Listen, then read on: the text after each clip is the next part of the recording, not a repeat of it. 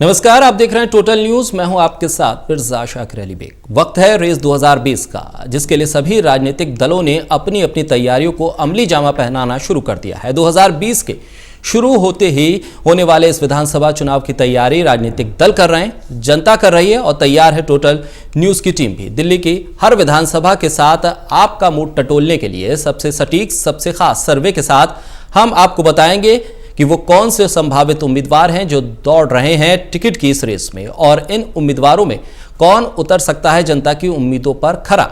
तो चलिए करते हैं शुरुआत रेस 2020 की।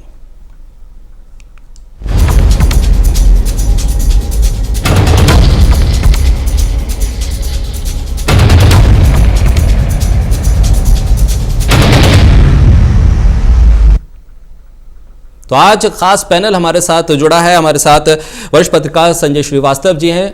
आपका बहुत स्वागत सर। दद्दीबल यादव जी वरिष्ठ पत्रकार हमारे साथ इस चर्चा में हिस्सा लेंगे। साथ ही इनपुट एडिटर सुजीत कुमार जी हमारे साथ इस चर्चा में हिस्सा लेंगे। लेकिन उससे पहले 2020 की इस रेस में सभी उम्मीदवार जो एड़ी चोटी का जोर लगा रहे हैं, और टोटल न्यूज की टीम ने चुनावी अभियान में इसकी पड़ताल की, और इस बार बारी थी किराड़ी विधानसभा की।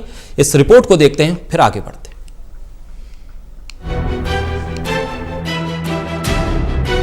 देश की राजधानी दिल्ली में अगले कुछ महीनों में चुनाव होने वाले हैं और राजधानी की जनता एक नई सरकार चुनने वाली है। लेकिन जनता किसे मौका देगी, किसे विपक्ष की जिम्मेदारी देगी, ये भी भविष्य की बात है। लेकिन भविष्य के लिए चर्चा वर्तमान में शुरू हो चुकी है, और इस चर्चा के बीच इन चुनावों को लेकर सभी दल अपने अपने वादों और दावों के साथ चुनावी मैदान में हैं। इस मैदान में टोटल टीवी भी अपने सर्वे के जरिए पहुंच चुका है, जो किया है संभावित उम्मीदवारों पर। और आज बारी किराड़ी विधानसभा सीट की। ये उत्तर पश्चिम दिल्ली लोकसभा निर्वाचन क्षेत्र के अंतर्गत आता है। इस सीट पर फिलहाल आम आदमी पार्टी का कब्जा है, और यहाँ से विधायक हैं ऋतुराज, जो 2015 में चुनाव लड़कर जीते। 2013 और 2015 में ये सीट बीजेपी के पास थी, और यहाँ से बीजेपी के टिकट पर अनिल झा चुनावी मैदान में थे। किराड़ी विधानसभा को 5 वार्डों में बांटा गया है, जिनमें निठारी, अमन विहार, सुलेमान नगर, प्रेम नगर और मुबारकपुर दबास शामिल हैं। इनमें 3 वार्डों पर बीजेपी और 2 पर आम आदमी पार्टी का कब्जा है। इन सभी वार्डों में लोगों के बीच चुनाव की चर्चाएं शुरू हो गई हैं, और चुनाव की चर्चाओं के बीच अब यहां टिकट की चर्चाएं भी सुनाई दे रही हैं। इन्हीं टिकट की चर्चाओं के बीच टोटल टीवी की टीम भी कुछ नाम लेकर लोगों के बीच पहुंची, जो हमें मिले समाज के उन प्रबुद्ध और संभ्रांत लोगों से जो सामाजिक और राजनीतिक रूप से सक्रिय हैं और राजनीति की अच्छी समझ रखते हैं। इन्हीं नामों को लेकर टोटल टीवी की टीम पहुंची किराड़ी विधानसभा क्षेत्र के हर इलाके में और लोगों की राय ली। टोटल टीवी अपने सटीक और हकीकत के करीब रहने वाले सर्वे के लिए जाना जाता है। इन सटीक होते सर्वे के पीछे टोटल टीवी की टीम की मेहनत और सही नीयत का बड़ा योगदान है। यही वजह है कि हर गुजरते दिन के साथ टोटल टीवी पर लोगों का भरोसा बढ़ता ही जा रहा है, और हमारी भी यही कोशिश है कि हम इस भरोसे को बनाए रखें। Election desk, total news. तो रेस 2020 के संभावित चेहरों को लेकर टोटल न्यूज ने जो सर्वे किया, उस सर्वे के तहत जो संभावित चेहरे हैं उनका दरअसल अपना राजनीतिक परिदृश्य क्या है, अपनी राजनीतिक विधानसभा में किस तरह से इनकी पहचान है, उसको लेकर एक रिपोर्ट देखते हैं।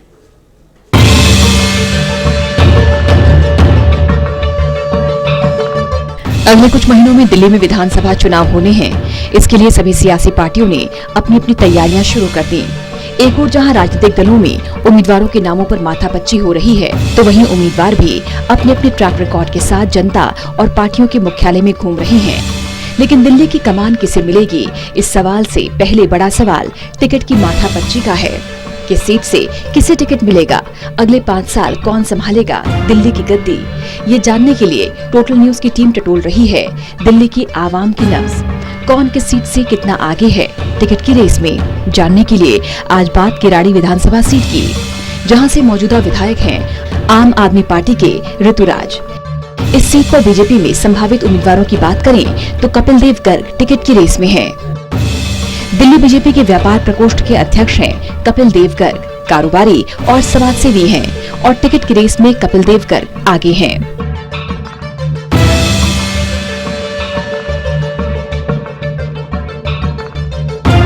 बीजेपी में दूसरे संभावित उम्मीदवार हैं अनिल झा। किराड़ी से लगातार 2 बार विधायक रही हैं अनिल झा। साल 2008 और 2013 में बीजेपी के टिकट पर विधायक बने। बीजेपी में तीसरे संभावित उम्मीदवार हैं पुष्पराज, जो इस चुनाव में अपनी किस्मत आजमा रही हैं। किराड़ी विधानसभा से पार्षद रह चुके हैं पुष्पराज। 2008 में निर्दलीय विधानसभा चुनाव भी लड़े, लेकिन हार का सामना करना पड़ा। किराड़ी विधानसभा में संयोजक हैं और टिकट की रेस में हैं। बीजेपी में चौथे संभावित उम्मीदवार हैं प्रत्यूष कंठ, जो टिकट की रेस में हैं।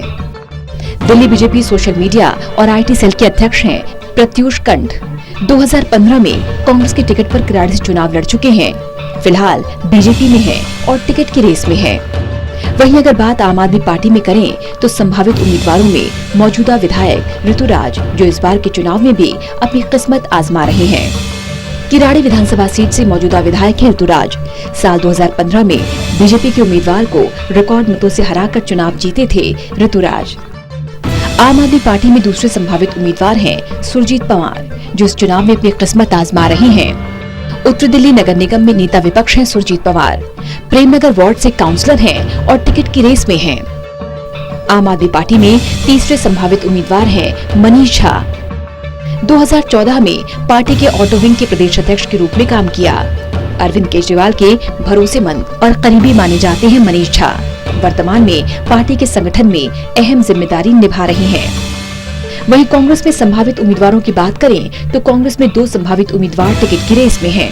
इनमें पहला नाम सुनील मास्टर का, जो इस चुनाव में अपनी किस्मत आजमा रहे हैं। 2017 में पार्षद का चुनाव लड़ चुके टिकट की रेस में हैं सुनील मास्टर। कांग्रेस में टिकट की रेस में दूसरे संभावित उम्मीदवार हैं बनवारी लाल उपाध्याय, जो टिकट की रेस में हैं। पुत्रवधू पार्षद का चुनाव लड़ चुकी हैं, अब टिकट की रेस में है बनवारी लाल। कांग्रेस में तीसरे संभावित उम्मीदवार हैं सुरेश त्रिपाठी। पार्षद का चुनाव लड़ चुके हैं विधानसभा के टिकट की रेस में सुरेश त्रिपाठी। इन सभी नामों को लेकर टोटल न्यूज ने सर्वे किया। इन्हीं नामों पर जनता ने अपनी राय दी है और जनता ने किस पार्टी के किस उम्मीदवार पर कितना भरोसा जताया, यही देखने को मिलेगा आपको टोटल न्यूज के सर्वे में। Election desk, total news.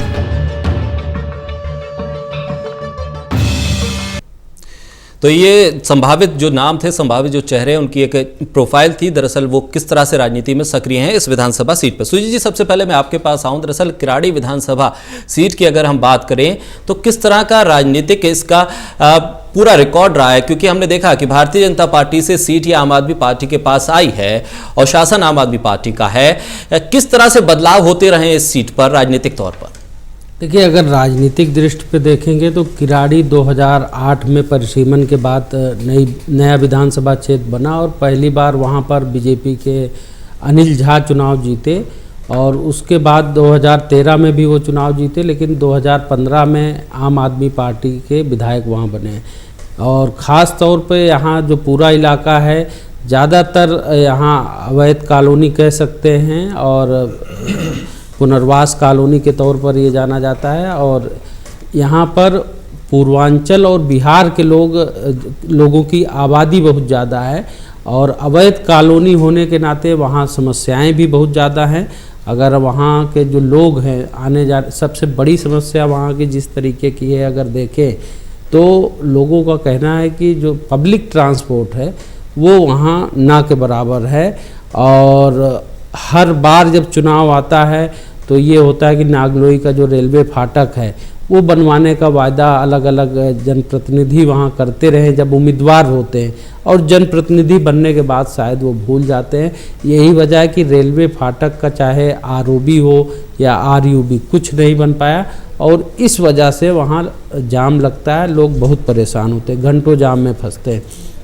दूसरा, वहाँ जो ट्रांसपोर्ट की सुविधा होनी चाहिए थी, वहाँ पर जब बीजेपी के MLA होते थे तो वहाँ बस स्टैंड था और बसें वहाँ से चलती थी, लेकिन आम आदमी पार्टी के MLA के आने के बाद वहाँ बीच में बंद थी। अब चुनाव का समय नज़दीक आया है तो वहाँ से सुबह और शाम के लिए एक बस शुरू की गई। तो लोगों की ये भी शिकायत है कि वहाँ ट्रांसपोर्ट की सुविधा और बेहतर होनी चाहिए।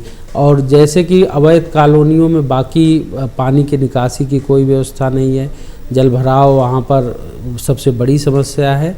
और पानी की सप्लाई जिस तरीके से दिल्ली सरकार का दावा है कि पानी मुफ्त में 20,000 लीटर तक दिया जा रहा है, वहाँ के लोगों का मानना है कि 2 दिन के बाद पानी आता है। जैसे आज अगर पानी आ गया तो 2 दिन फिर पानी नहीं आएगा, फिर उसके बाद पानी आएगा।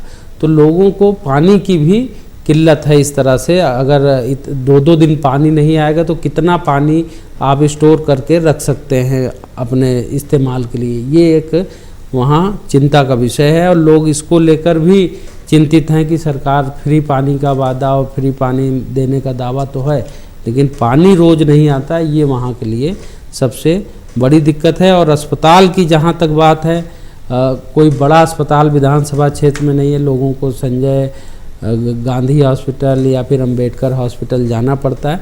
मोहल्ला क्लिनिक ज़रूर वहाँ एक बना हुआ है, लेकिन किसी प्राइवेट घर में है, वो एक निजी घर में चल रहा है। तो लोगों का कहना है कि उसकी हालत भी बहुत अच्छी नहीं है। तो ये समस्याएं हैं और इन्हीं मुद्दों पर फिर एक बार चुनाव होगा। और कह सकते हैं जब हमारी टीम गई थी तो वहाँ कुछ लोगों ने इस तरह की भी बात कही कि जो मौजूदा एमएलए हैं वो ये पिक एंड चूज, मतलब अगर इस इलाके में वोट मिला है या इस मोहल्ले में वोट मिला है तो वहाँ काम कराएंगे, वहाँ रोड पर जो है सड़क निर्माण का भी काम होगा। बहुत सारे इलाकों में बहुत खस्ता हालत है सड़कों की, वो उस पर ध्यान नहीं है, लेकिन जहाँ उनको समर्थन मिला वहाँ काम वो करा रहे हैं। जैसे सिक्योरिटी के लिहाज से जो है कई जगहों पे गेट वगैरह भी कॉलोनियों के बाहर लगा दे, तो वो सब भी हो रहा है। लेकिन जो आरोप है लोगों का कि पिक एंड चूज भी इस मामले में हो रहा है। और एक सबसे बड़ी समस्या है वहाँ नागलोई से मुबारकपुर के लिए एक रोड जाता है जो किराड़ी होके जाता है, उस रोड की हालत सबसे ज़्यादा खस्ता है। तो ये समस्याएं, इन्हीं समस्याओं को लेकर अब देखना होगा कि वहाँ की जनता जो है वो अपना क्या मन बनाती है, क्योंकि बीजेपी को भी देखा है, आम आदमी पार्टी को भी देख रहे हैं। अब आगे देखना है कि वहाँ की तस्वीर क्या बनती है। संजय जी, आपको चर्चा में जोड़ूं, जो पार्षद हैं उसमें 2 आम आदमी पार्टी के हैं, 3 बीजेपी के पास है। पहले बीजेपी के पास ये सीट रही और अब जिस तरह से अवैध कॉलोनी यहाँ पर एक बड़ी संख्या में है और वो बीजेपी एक तरह से उस मुद्दे को भुनाने की कोशिश में, हालांकि अभी तक ये साफ नहीं है कि कौन सी कॉलोनी इस लिस्ट में आ रही है, कौन सी नहीं आ रही है, प्रक्रिया क्या होगी, वो तमाम चीजें अभी किसी को नहीं पता। लेकिन क्या ये मुद्दा इस विधानसभा सीट पर हावी हो सकता है जिस तरह से बीजेपी कोशिश कर रही है? क्या उम्मीदवारों को लुभा सकता है इस सीट पर? देखिए, कुल 107 अनधिकृत कॉलोनियां हैं वहाँ पर जी, और बहुत बड़ा एक एरिया है, पूरा एरिया ही लगभग अनधिकृत कॉलोनियों से भरा पड़ा हुआ है। जो लोग हैं सब यूपी से, बिहार से, बाहर के लोग हैं। एक जो वहाँ चुनाव लड़ चुके उन प्रत्याशी से एक बार बात हो रही थी, उन्होंने कहा कि बमुश्किल 10,000 लोग जो वोट देने वाले हैं वो वहाँ के मुकामी हैं, स्थानीय हैं, बाकी सारे बाहर से हैं। तो जो वो उन लोगों ने वहाँ ज़मीनें ली और अपने मकान बनाए तमाम चीज़। तो अनाधिकृत कॉलोनियाँ जो हैं वो सबसे बड़ा मुद्दा है। अगर बीजेपी नीचे के निचले स्तर तक ये बात साबित कराने में सफल हो जाती है कि ये उसका किया धरा है और वो सब कुछ उससे मालिकाना हक जो मिलेगा उसमें सारी सुविधाएं और किस तरह आसानी से हो जाएगा, तो ये बहुत बड़ा इशू होगा और उसको बहुत बड़ा फायदा होगा। जो भी पार्टी चाहे आप करा ले जाए या बीजेपी करा ले जाए, ये निश्चित तौर पर बहुत बड़ा इशू है वहाँ। लेकिन संजय जी, जिस तरह से आम आदमी पार्टी का, कांग्रेस का आरोप है कि 7A क्लॉज के तहत आपने कौन कौन सी कॉलोनी जो इसके दायरे में नहीं आएगी आप उसका नाम उजागर कीजिए। कांग्रेस का जो ये दाव है क्या इस सीट पर चलेगा? क्योंकि जिस तरह से इस बिल को एक तरह से चुनावी मुद्दा बनाएगी भारतीय जनता पार्टी, जाहिर सी तौर पर वो कहेगी कि ये बड़ी उपलब्धि है, लेकिन कांग्रेस जब काउंटर करेगी, बताएगी कि 7A के तहत आपकी कुछ कॉलोनियां इसके दायरे में नहीं आ रही है, बीजेपी आपको बेवकूफ बना रही है, तो ऐसे में क्या ये कांग्रेस वर्सेस बीजेपी हो जाएगा इस मुद्दे पर? देखिए, ऐसी चीज़ें बहुत ऐसे नोट पर चलती हैं जो टोटलिटी में चलती हैं। जब बताया जाता है कि ये अनाधिकृत कॉलोनी थी और हमने इसको नियमित कर दिया है, अब आपको कागज़ मिल जाएगा, रजिस्ट्री मिल जाएगी, सब कुछ आसान हो जाएगा, एक मोटे तौर पर एक जनता समझती है इस चीज़ों को। लेकिन वास्तव में बहुत पेचीदा है ये आपको कब कागज़ मिलेगा, कैसे सारी चीज़ें होंगी, उसमें बिजली, पानी, तमाम चीज़ों के बारे में इतना गुंझल है, इतनी उलझने हैं कि वो कोई भी पार्टी इसको खोल कर नहीं बताएगी। इवन भाजपा भी इस तरह की डिटेल नहीं करेगी। आप भी इस तरह के आरोप लगा सकती है, केवल कांग्रेस की बात नहीं है। आप कह सकती है कि हमने कराया है, जब उससे सवाल होगा कांग्रेस का तो वो भी ये टोटलिटी में बताएगी कि आप देखते जाइए, हम चुनाव जीत जाते हैं तो किस तरह आपको कागज़ दिलाते हैं, किस तरह सब कुछ कर देते हैं। लेकिन दरअसल ये जो वहाँ के लोग हैं उनके लिए समस्या है। ये अनाधिकृत कॉलोनियों को एक बार नियमित कर देना एक छोटी सी बात नहीं है कि कागज़ में आपने कर दिया और वो हो गया। इसके पीछे बहुत बड़ी प्रक्रिया है और उस प्रक्रिया में लोग उलझेंगे। ददीबल जी, आपको चर्चा में लेके आऊं, अनधिकृत कॉलोनियों का जो मुद्दा है वो आम आदमी पार्टी के विधायक के लिए इस सीट पे क्या मुश्किल खड़ी कर सकता है? क्योंकि जिस तरह से सर्वे में भी लोगों की तमाम जो राय आई है कि पिक एंड चूज, जिस तरह से सुजीत जी बता रहे हैं कि काम होते हैं, क्या मुश्किल होने वाली है इस सीट पर? देखिए, जो मौजूदा विधायक हैं ऋतुराज, उन पर इस तरह के चार्जेस लगते रहे हैं और पहले से भी थोड़ा सा वो एग्रेसिव हैं कामकाज के दौरान, और नाराज़ हो जाना और अपने लोगों के जो उनके सपोर्टर्स हैं। देखिए, ये खाली ऋतुराज का ही नहीं है, अपने सपोर्टर्स जिसके जहाँ रहते हैं उस इलाके पर वो ज़्यादा फोकस करता है और किया भी जाना चाहिए। लेकिन ऋतुराज जी पे थोड़ा सा ज़्यादा आरोप है कि वो अपने समर्थकों के इलाके में ज़्यादा काम करवा रहे हैं। जैसा सुजीत जी ने बताया कि गेट लगवा दिया है और कुछ दूसरे काम करवा दिए हैं, लेकिन बाकी काम हुए नहीं। इस इलाके में जितना काम करने की ज़रूरत है, इतना ज़रूरत है कि अपना फंड भी लगा सकते हैं, म्यूनिसिपल कारपोरेटर का फंड लगा सकते हैं, सरकार से योजनाएं ले जा सकते हैं। संजय जी ने जैसे बताया कि 100 से ज़्यादा अनधिकृत कॉलोनियाँ इस इलाके में हैं, और केजरीवाल ने साल भर पहले उस इलाके में गए थे तो वहाँ एक कार्यक्रम में तो उन्होंने कहा था कि 14 अनधिकृत कॉलोनियों में तो जल्द से जल्द हम सड़क बनवा देंगे, और किराड़ी के अंदर 10, चूँकि हॉस्पिटल नहीं है वहाँ उस इलाके में, तो उन्होंने कहा था कि 10 मोहल्ला क्लिनिक हम खोलेंगे। अभी सुजीत जी बता रहे थे कि एक मोहल्ला क्लिनिक खुला है और उसकी भी क्या हालत है वो उन्होंने बताई, बहुत दयनीय हालत में है। तो ये है प्रोग्रेस रिपोर्ट। अब इस वादे पर वो पब्लिक को कैसे मनाएंगे, कैसे कहेंगे, और इन कॉलोनियों की रेगुलराइजेशन का मामला हो, चाहे वो डीटीसी की बसेस का मामला हो, चाहे वो स्कूलों का मामला हो, चाहे नाली और खड़ंजे का मामला हो, तमाम सारे ड्रेनेज वहाँ सब खुले पड़े हैं, उसमें गिर गिर करके कई बार दुर्घटनाएं भी होती रहती हैं। तो जिस तरह का विकास कार्य वहाँ किया जाना चाहिए था, वो ऊंट के मुंह में जीरा की तरह, जिसको एक ईडीएम है वो कि ऊंट के मुंह में जीरा, उस तरह से हुआ है। तो ये इस पर अब आम आदमी पार्टी कितना लोगों को इस बार अपनी तरफ आकर्षित कर पाएगी, क्योंकि कुछ मुद्दे हैं, जैसे अभी बिजली की बात हो रही थी, पानी की बात हो रही थी। जब पानी है ही नहीं तो पानी आएगा क्या? ठीक, बिल्कुल। आप कर दीजिए घोषणा कि हम आपको इतना मिलियन गैलन पानी देंगे, लेकिन जब पानी होगा तभी ना, पानी आ रहा होगा तब ना। तो ये सब चीज़ें हैं। हाँ, मैक्सिमम 90% के आसपास वहाँ जो है बाहरी पॉपुलेशन है, यूपी, बिहार, झारखंड, इधर की पॉपुलेशन है। तो उसकी वजह से जो है ये भी एक वोट बैंक, बड़ा वोट बैंक है जो डिसाइडिंग फैक्टर है वहाँ। ठीक, तो उसकी बड़ी भूमिका होगी वहाँ पर। बिल्कुल, और ये बड़ी भूमिका होगी सीट पे। और इस सीट को लेकर जो सर्वे हुआ उसको लेकर पहली आकाशवाणी रेस दिल्ली विधानसभा चुनाव 2020, संभावित उम्मीदवारों का ओपिनियन पोल।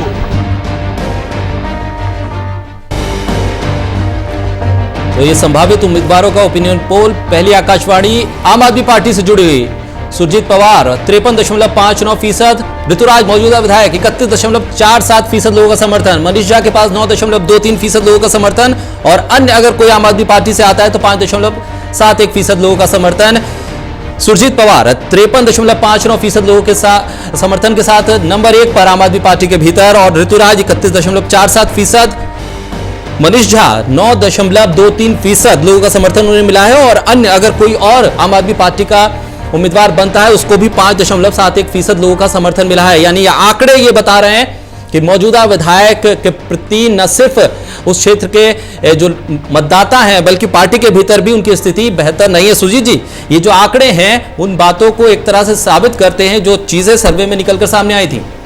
देखिए, कहीं ना कहीं ये दिख रहा है कि ऋतुराज जो वहाँ पर मौजूदा एमएलए हैं उनके खिलाफ कुछ नाराज़गी है, ख़ास तौर से आम आदमी पार्टी के जो समर्थक हैं, जो मतदाता हैं, जो चाहते हैं आम आदमी पार्टी को, उनके बीच भी कुछ नाराज़गी हो सकता है। कई बार आप जिस तरीके से निर्माण कार्य है या जो भी इलाके का डेवलपमेंट वर्क है, अगर आप किसी एक इलाके को छोड़ देते तो ऐसा नहीं है कि वहाँ के पूरे लोगों ने जो है आम आदमी पार्टी को समर्थन नहीं दिया।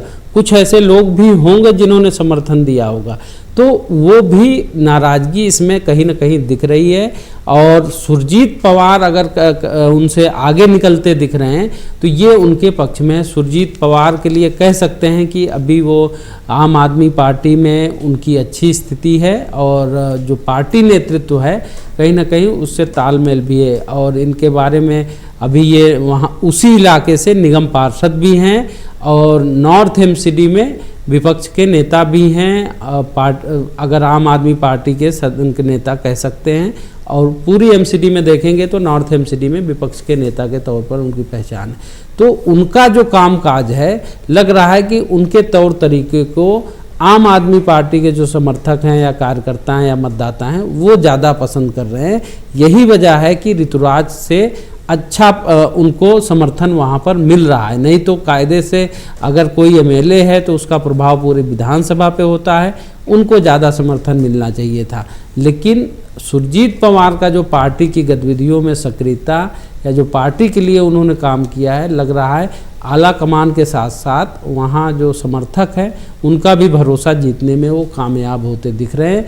मनीष झा जरूर पूर्वांचल और बिहार बैकग्राउंड से हैं, लेकिन उनको उतना जो है समर्थन नहीं मिल पा रहा है जितना कि सुरजीत पवार को। कह सकते हैं कि यहाँ ऋतुराज से अच्छा प्रदर्शन सुरजीत पवार का है और ऋतुराज के लिए सुरजीत पवार बड़ी चुनौती बनकर उभरे हैं। अब देखना होगा कि पार्टी नेतृत्व किस पर मुहर लगाता है। संजय जी, इस सीट पर आम आदमी पार्टी के उम्मीदवार को लेकर अब शायद मुश्किल में आलाकमान भी होगा कि मौजूदा विधायक की जो स्थिति है वो न सिर्फ जनता के बीच बल्कि उनका कैडर के बीच, क्योंकि ये आम आदमी पार्टी के समर्थकों के बीच से सर्वे है, ऐसे में पार्टी संगठन के भीतर उनकी स्थिति कमजोर हो रही है और सुरजीत पवार अपनी स्थिति को मजबूत कर रहे हैं। मुश्किल आम आदमी पार्टी के सामने रहेगी कि मौजूदा विधायक को बैकस्टेप कैसे किया जाए।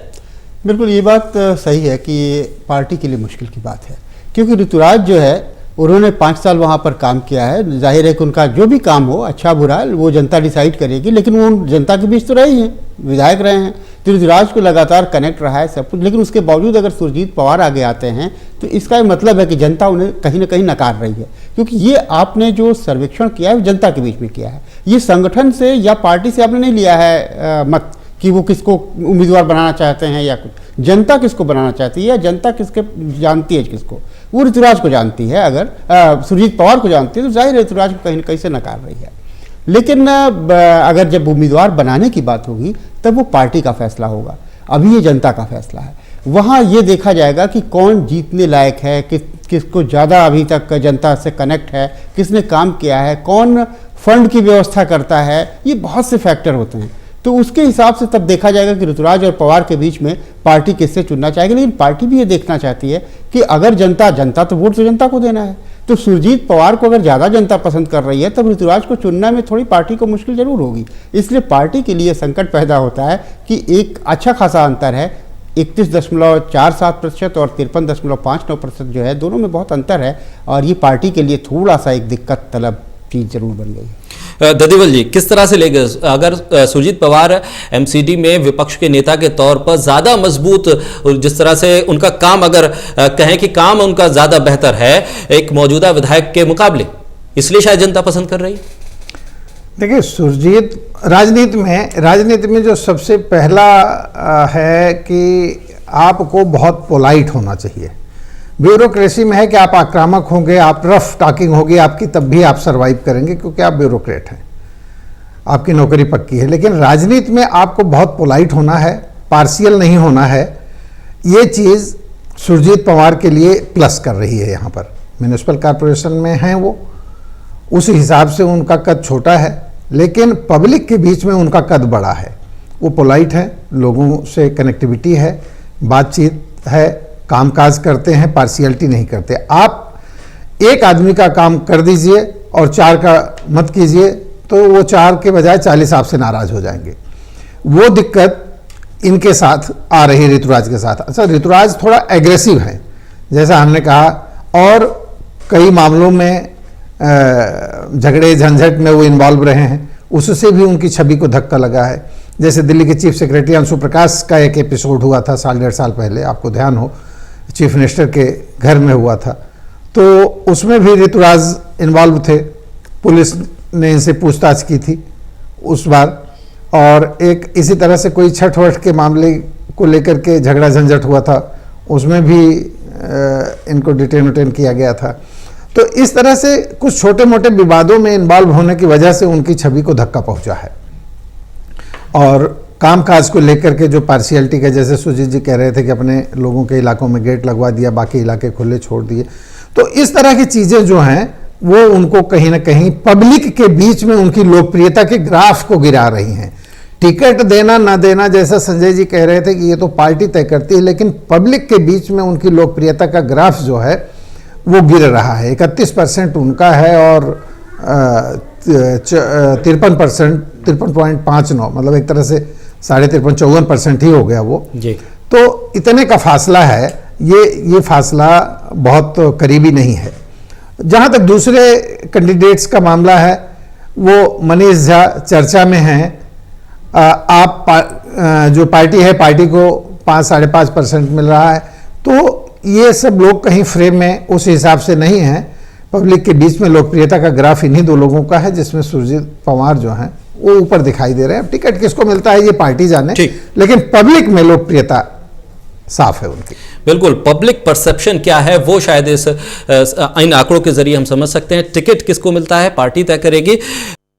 तो रेस 2020 में हमने आम आदमी पार्टी से जुड़े हुए आंकड़े आपके सामने रखे, और किराड़ी विधानसभा में मौजूदा विधायक ऋतुराज के लिए ये एक बड़ा झटका हो सकता है, क्योंकि लोगों के बीच शायद उनकी छवि आड़े आ रही है। यही वजह है कि जो आंकड़ा है सुरजीत पवार और ऋतुराज के बीच, वो एक लंबा गैप दिखा रहा है, जहां सुरजीत पवार 53.59% लोगों का समर्थन उनको मिल रहा है और एक अच्छी खासी लीड है। ऋतुराज को महज 31.47% लोगों का समर्थन मिल रहा है। और इस बीच दूसरी आकाशवाणी, दिल्ली विधानसभा चुनाव 2020, संभावित उम्मीदवारों का ओपिनियन पोल। तो टोटल टीवी के ओपिनियन पोल की दूसरी आकाशवाणी में संभावित उम्मीदवार भारतीय जनता पार्टी से जुड़े हुए, जहां अनिल झा को 48.57% लोगों का समर्थन, कपिल देव गर्ग को 28.57% लोगों का समर्थन, पुष्पराज को 11.43% लोगों का समर्थन मिल रहा है। वहीं प्रत्युष कंठ को 11.43% लोगों का समर्थन। और ऐसे में अनिल झा भारतीय जनता पार्टी के भीतर से लीड कर रहे हैं 48.57% लोगों के समर्थन के साथ। कपिल देव गर्ग दूसरे नंबर पे 28.57% लोगों के समर्थन के साथ।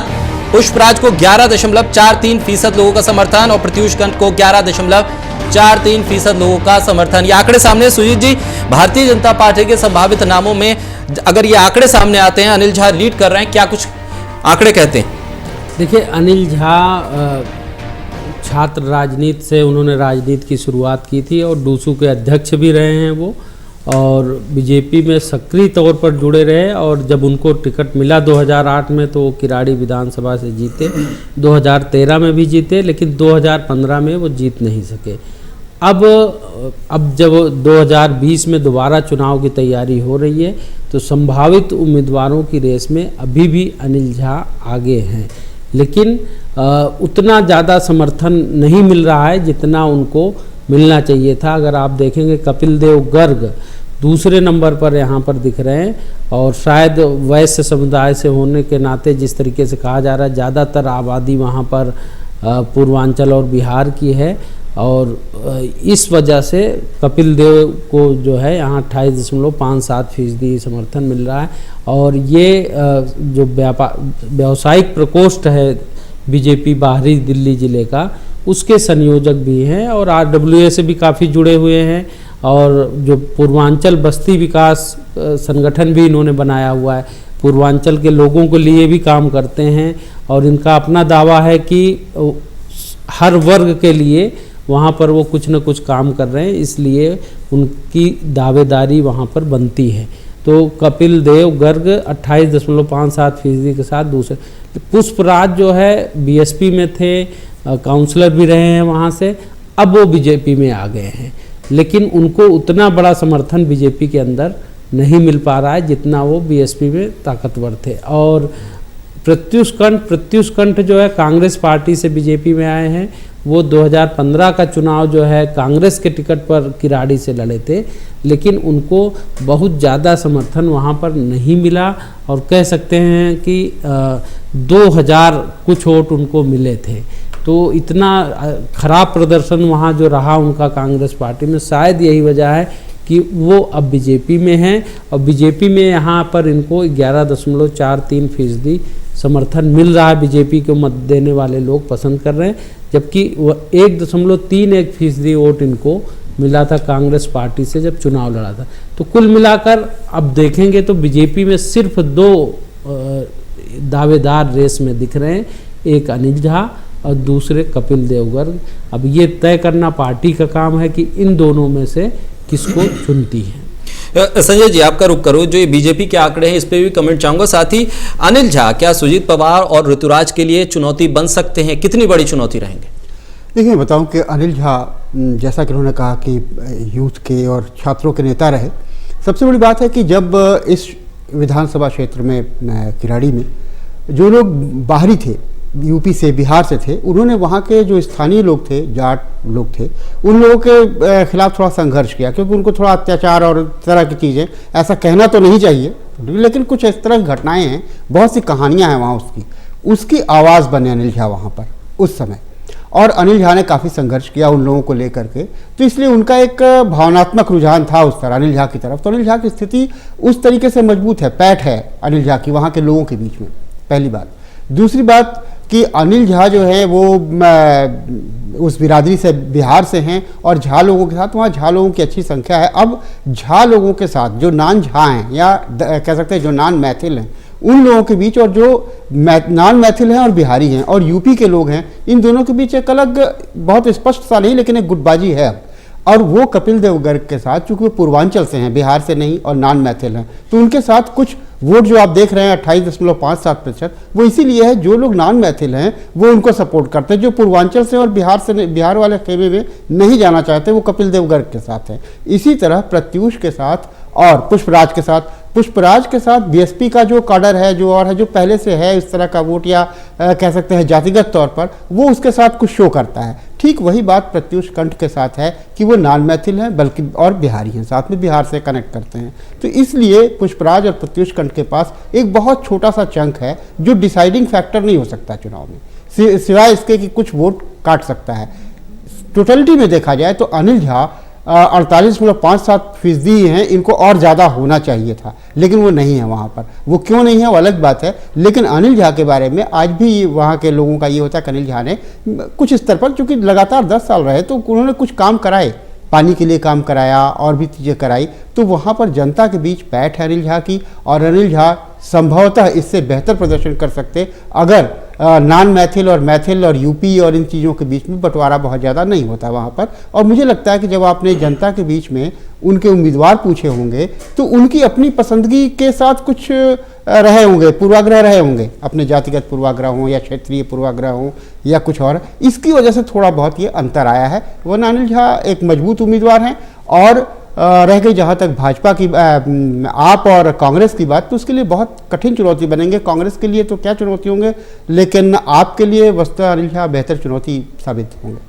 ददीबल जी, अनिल झा के जो ये आंकड़े मिले हैं 48.57%, संजय जी भी कह रहे हैं और सुजीत जी भी, ये कुछ कम रह गए, शायद इसलिए क्योंकि बीजेपी शायद फोकस अपने उम्मीदवारों पे कम, बल्कि पूरा प्रचार राष्ट्रीय नेतृत्व और बड़े नेताओं के इर्द गिर्द जब घूमता है तो उनको उम्मीद रहती है कि 10 से 20% जो है वोट है वो उससे प्रभावित होकर जुड़ जाएगा। तो शायद ये 48 का आंकड़ा हम 60 मान के चलें तो शायद अनिल झा मजबूत स्थिति में है। आपने ठीक कहा केंद्रीय नेताओं का। मैं तो कह रहा हूं कि अगर यहाँ नरेंद्र मोदी जी का नाम लिखवा दिए होते तो 90% से ऊपर का आंकड़ा होता है ये पब्लिक के बीच में। तो ये है अनिल झा, चूंकि जैसा सुजीत जी कह रहे थे कि वो डूसू की छात्र राजनीति में रहे, अध्यक्ष रहे, और उसके बाद फिर वो यहाँ विधानसभा की राजनीति में आए, 2 टर्म वहाँ विधायक रहे, और उस दौर में वो विधायक रहे जब दिल्ली में कांग्रेस की सरकार रही 2008 और 2013 में। तो वो जीते। 2008 में तो सीट ही बनी थी, 2013 में जो है तो दो टर्म वो रहे। और उसके बाद उनकी जो लोकप्रियता के, जैसे संजय जी कह रहे थे कि ये मधुबनी के रहने वाले हैं, तो इनका जाहिर है कि वहाँ के अपने एक सेक्शन में, खास करके बिहार और झारखंड उधर और पूर्वांचल के जो एक बाशिंदों का वहाँ बहुत बड़ा वर्ग है, उसके बीच में इनकी ठीक ठाक लोकप्रियता है। और मुझे तो लग नहीं रहा कि ये 48% कैसे पा गए। अनिल झा का परसेंटेज और होना चाहिए था, लेकिन मुझे लग रहा है कि 2 कारपोरेटर भी हैं आम आदमी पार्टी की, तो उन्होंने कहीं ना कहीं इनको डिस्टर्ब किया होगा। बाकी जो बट गया है पार्टी के बीच में कपिल देव के बीच में, कपिल देव अच्छा, पुष्पराज की जहाँ तक बात करें तो पुष्पराज 11% पर हैं। ये एनसीपी और बीएसपी और म्यूनिसिपल कॉरपोरेशन से होते हुए यहाँ तक इनका नाम चला है, और लगभग उतना ही प्रत्युष कंठ का है। प्रत्युष कंठ भी आयातित हैं, वो भी कांग्रेस और शायद जनता दल में भी छात्र राजनीति के टाइम पर प्रत्युष कंठ रहे हैं, मुझे जहाँ तक याद है। बाद में वो कांग्रेस में थे और कांग्रेस से यहाँ तक आए हैं। तो मुझे कुल मिलाकर के देखिए, ये सीट 2 टर्म बीजेपी के पास रही तो बीजेपी में दावेदार भी ज़्यादा पैदा हो गए हैं। जिस जगह पर जिस पार्टी की सॉलिड बुनियाद होती है उसमें दावेदार ज़्यादा हो जाते हैं। यहाँ वही दावेदारी दिख रही है। 4 लोग जो है टिकट के दावेदारी की लोकप्रियता के ग्राफ के हिसाब से देखें, लेकिन सीधा सीधा अगर देखा जाए तो 2 के बीच में ही, कपिल देव गर्ग और अनिल झा के बीच में ही, 2 की ही वहाँ पब्लिक के बीच में जो एक पैठ है अपनी साफ दिख रही है, और उसमें अनिल झा लीड कर रहे हैं। बेशक उनका 48-49% का ये रेशियो है, लेकिन मुझे लगता है कि अनिल झा अभी चुनाव तक हो सकता है और गेन करें, और जो उन्होंने कामकाज किया है उसका उनको फ़ायदा मिले, ये पब्लिक की लोकप्रियता का। बाकी तो टिकट देना ना देना वो अलग मामले हैं। बिल्कुल। और ये अनिल झा जो भारतीय जनता पार्टी से में इस वक्त लीड कर रहे हैं, और हमारे पूरे पैनल का मानना है कि अनिल झा को जो ये आंकड़ा मिला है शायद उम्मीद से कम है। और इसमें किस तरह से बढ़ोतरी करते हैं, क्योंकि विधानसभा चुनाव के नजदीक आते आते, चलिए इस बीच अंतिम आकाशवाणी दिल्ली विधानसभा चुनाव 2020, संभावित उम्मीदवारों का ओपिनियन पोल।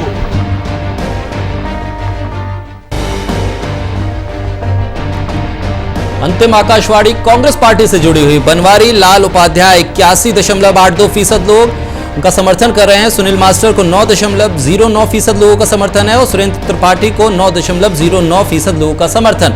यानी क्लियर कट बनवारी लाल उपाध्याय कांग्रेस के भीतर एक सर्वसम्मत उम्मीदवार के तौर पर उभर रहे हैं। 81.82% लोगों का सीधा समर्थन उन्हें मिल रहा है। बड़ी मेजॉरिटी उनके साथ जाती हुई दिखाई दे रही है। सुनील मास्टर और सुरेंद्र त्रिपाठी दोनों को 9.09% लोगों का समर्थन मिल रहा है। सुजीत जी, सबसे पहले आपके पास बनवारी लाल उपाध्याय क्लियर कट एक तरह से लीड कर रहे हैं 81.82% लोगों के समर्थन के साथ। क्या कुछ ये आंकड़े बयां कर रहे हैं?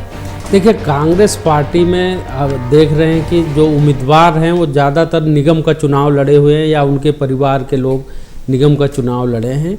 वो अब विधानसभा चुनाव की रेस में है। क्यों?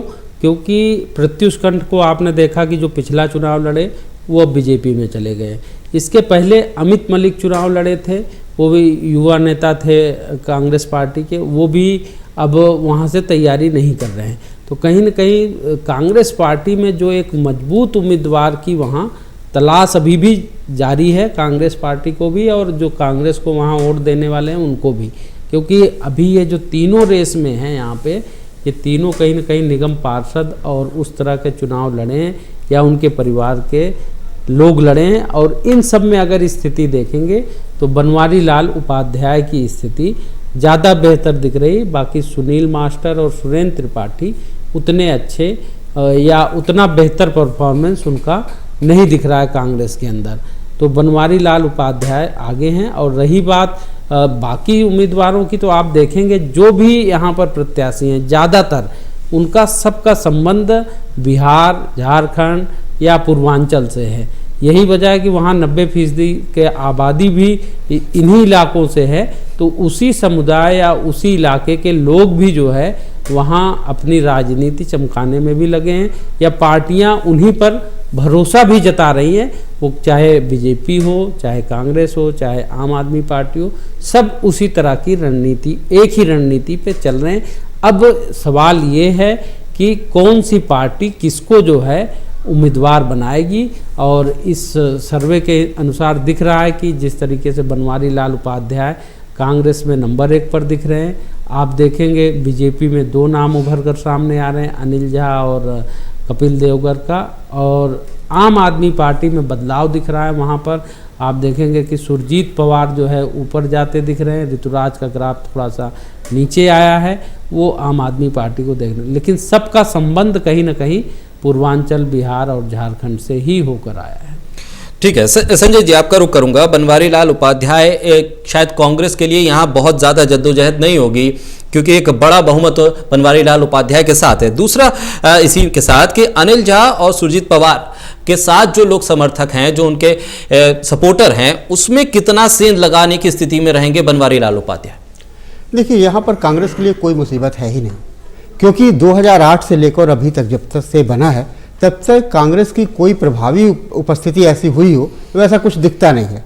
तो कांग्रेस को पता है कि हमें या तो वो उस में हो, रेस में हो, लेकिन कांग्रेस लगता है कि खुद ही मान चुकी होती है कि अब ये इस सीट पर कम से कम हम रेस में नहीं हैं, क्योंकि जिस तरह से बनवारी लाल उपाध्याय का इतना 81% आ रहा है वो जनता का है, हालांकि ये कांग्रेस का नहीं। लेकिन तो कांग्रेस ऐसा सोच सकती है कि जब हमारे पास यहाँ कुछ ऐसा चेहरा नहीं है तो हम कहीं से भी आयातित कर सकते हैं। मुझे लगता है कि हो सकता है, ये संभावना हो सकती है कि कांग्रेस कोई ऐसा चेहरा ले आए जो कहीं से भी उसको इस तरह के टिकट देने के, जिसे पैराशूट उम्मीदवार कहते हैं, उस तरह की चीज़ों को ऐसे सीटों पर ले आ सकती है। हालांकि जो सामने है उसकी बात की जाए तो 81.82% एकदम निश्चित तौर पर होता है कि इसके बाद यही एक नाम आगे है। 2 नाम तो बस यूं है कि अगर किसी ने जिक्र किया कि इसके बाद भी कुछ हो सकता है क्या, तो किसी ने कोई नाम ले लिया।